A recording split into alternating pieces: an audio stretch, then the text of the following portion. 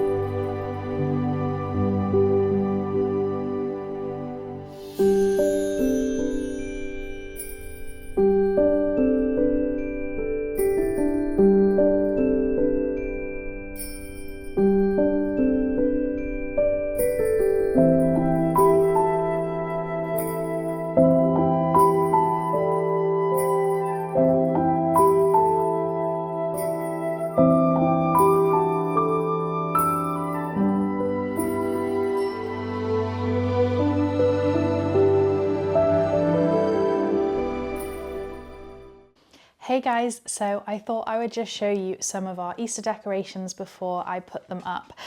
Pearl has come to be part of the video, haven't you? Hey? So some of these are homemade and some of them are bought. So yeah, let's go through them. So, excuse me, Pearl. The first thing I have is this Happy Easter bunting, which I actually made last year. Now this was very simple to make. I just printed off a little flag template off of Google and cut out all of the pieces of fabric in this sort of like pointed flag, and then I ironed on fusible heavyweight interfacing on the back of each one, and then I just cut round with the zigzag shearing scissors so that it didn't fray too much. And then I cut out all of the letters. I drew them sort of freehand on coloured felt, and then I just went over the edges on my machine quite slowly. It took a little while with a zigzag stitch, which you should be able to see in pink. So it was sort of highlighted little zigzag stitch. And then the top is literally just some bias binding that I sewed on one side, turned over, sewed on the other side. And that is it. And yeah, I made this last year. It's been in storage, so it's a bit crumpled, so I might iron it out and then we will put it up somewhere in our temporary accommodation because we'll still be decorating even though we're not actually here for Easter. We go away on Good Friday up to Scotland to spend it with my husband's family, but we're going to put some decorations out anyway. And then this is not so much just Easter. This I actually made with the thought of it being like a spring decoration. This is a daffodil wreath. So I knitted all of these little daffodils last year, and then I just used a hot glue gun to stick them onto one of these like willow wreath bases, and then I just bought this lovely blue and white ribbon, which I thought went really well with the yellows. So yeah, gonna hang that one up somewhere. As I say, I'd normally put this up at like the beginning of March to sort of herald the beginning of spring, but because we were moving house, that didn't happen. So it'll just go up for Easter. And then last year, I also had a go at felting for the first time ever. I've never done any felting before, and I made this little bunch of felted carrots. I should say it was needle felting, you know, like stabbing. That's what I did. So I sat and I made this little bunch of carrots because I'd seen lots of really cute needle felt decorations in the Cotswolds for Easter, like little bunnies and little lambs and things like that. And I thought, oh, I might have a go at making that, but I didn't really have time to make a full bunny or a full lamb or something. So I made this little bunch of carrots, which doesn't really have anywhere to go this year. Last year it went on the mantelpiece, and I think next year in our new home we have a lovely mantelpiece over the fire. But yeah, these don't really have anywhere to go this year, but I thought I'd show them to you anyway. I tend to put them with these, which my mum got me a while back. Now, these are actually salt and pepper shakers, but my husband and I don't use like pouring salt and pepper. We use grinding. And so I actually just tend to use these as like cute little, hopefully, yeah, that's going to focus. Cute little sort of table decorations. They went on the mantelpiece last year with the little bunch of carrots, but they're quite sweet, just like to put on the table, Easter table, even if they're not being used. So that's those.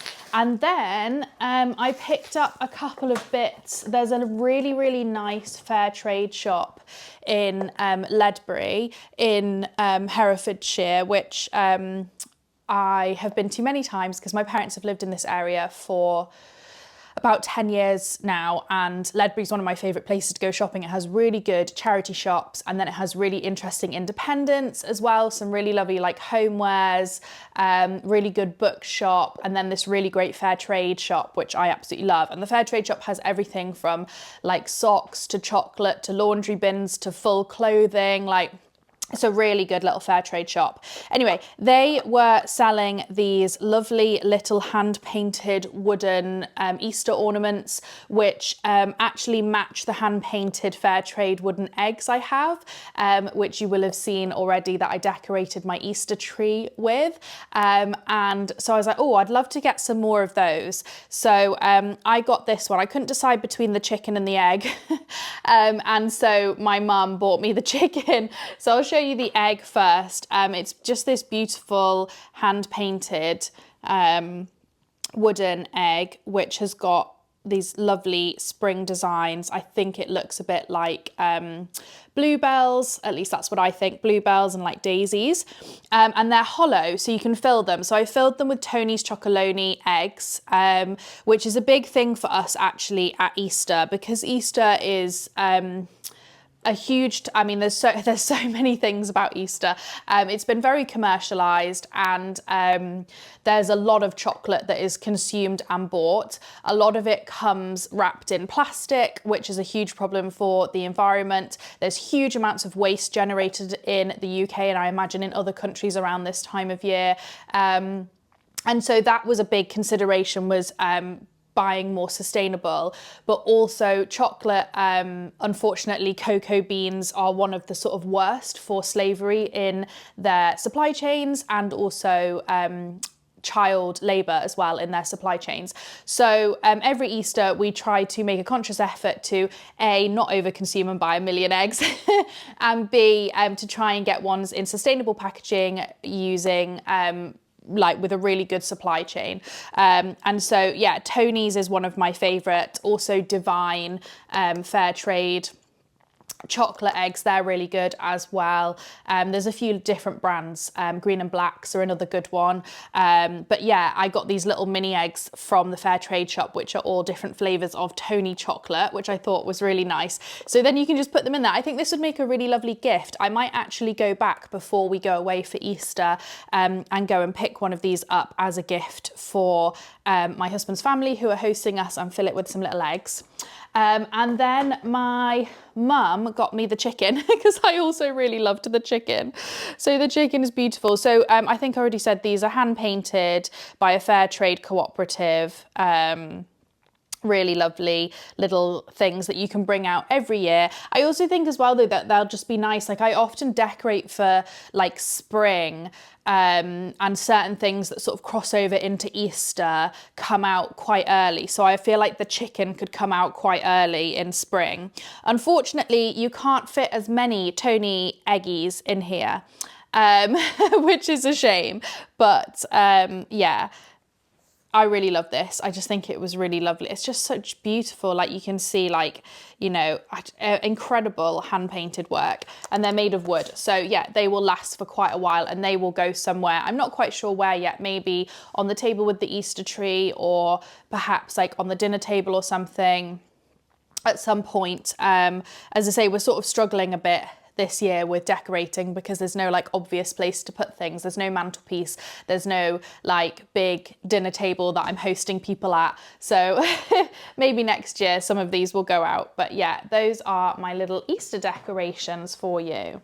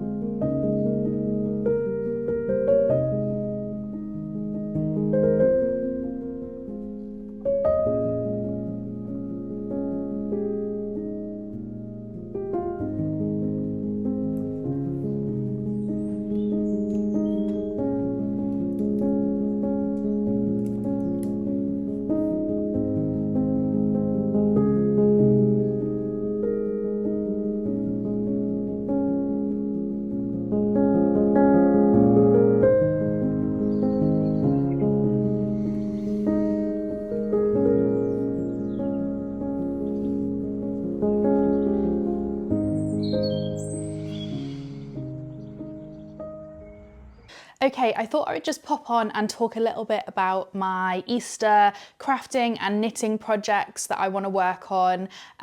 So last time we spoke and I did like an update on knitting, it was in my last week in the Cotswolds vlog, and I was working on this jumper.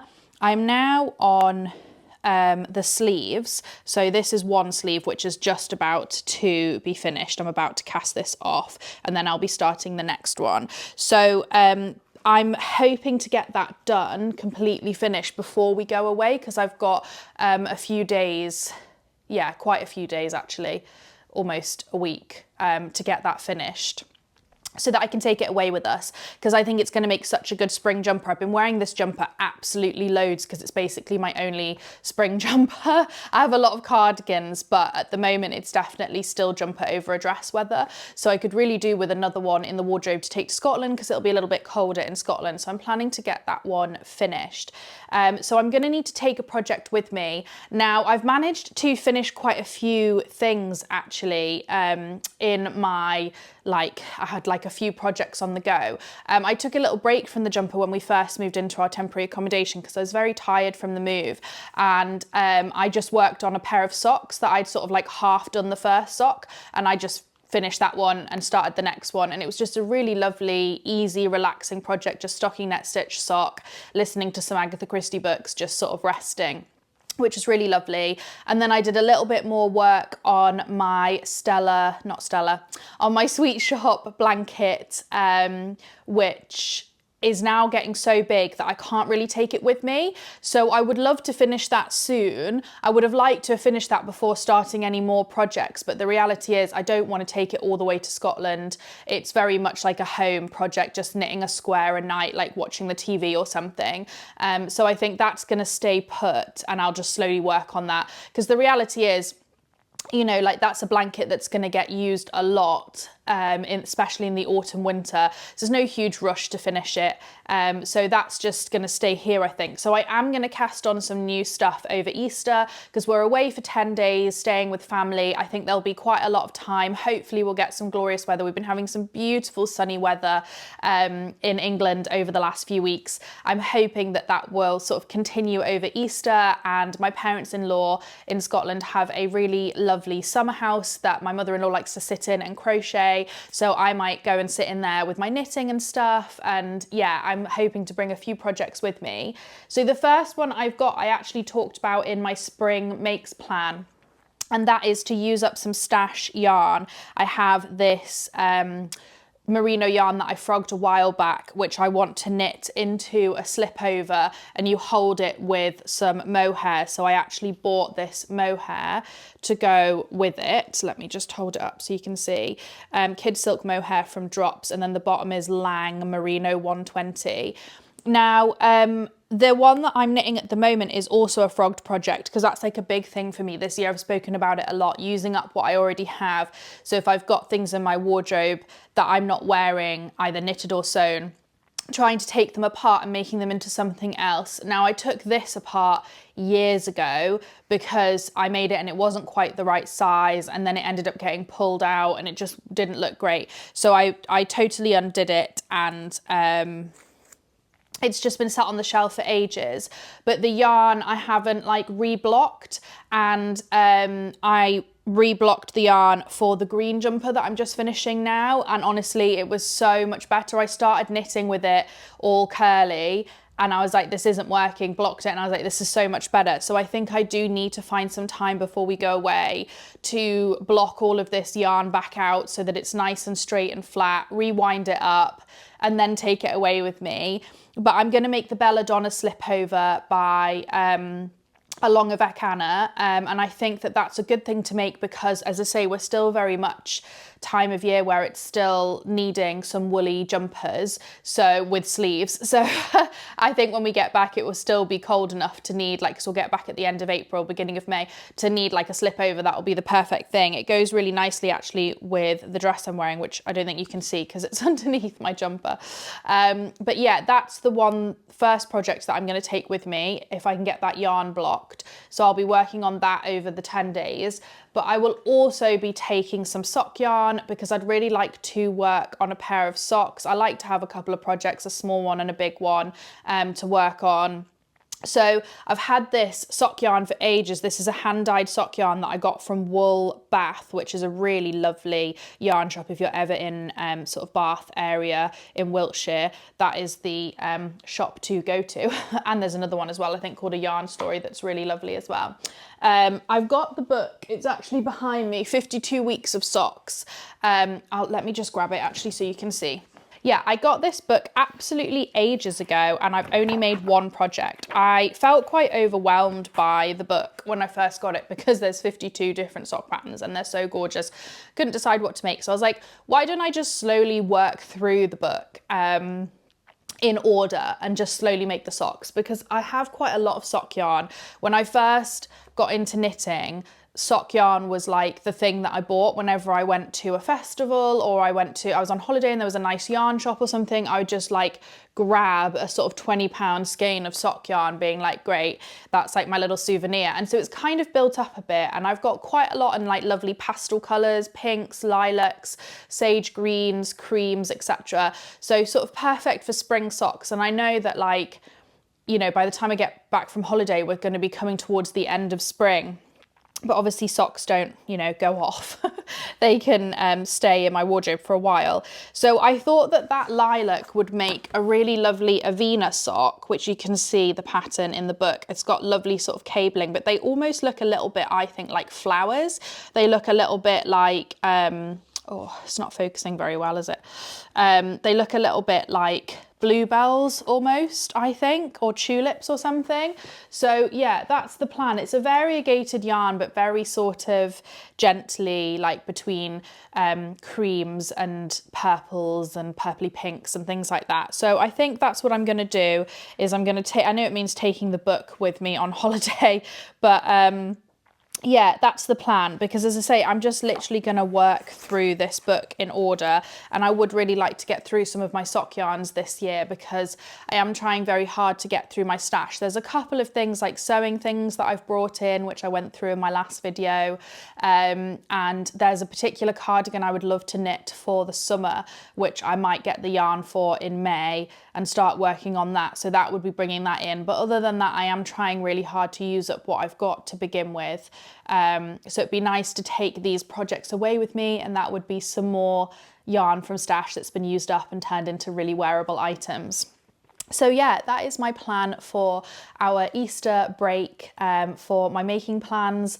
I would also like to do a bit of embroidery, but I need to sort of like pick something for that, and I just haven't had time to look at it yet. So I may end up getting some embroidery together to take away with me, but we'll see if we actually have time for that. But yeah, those are my projects for Easter.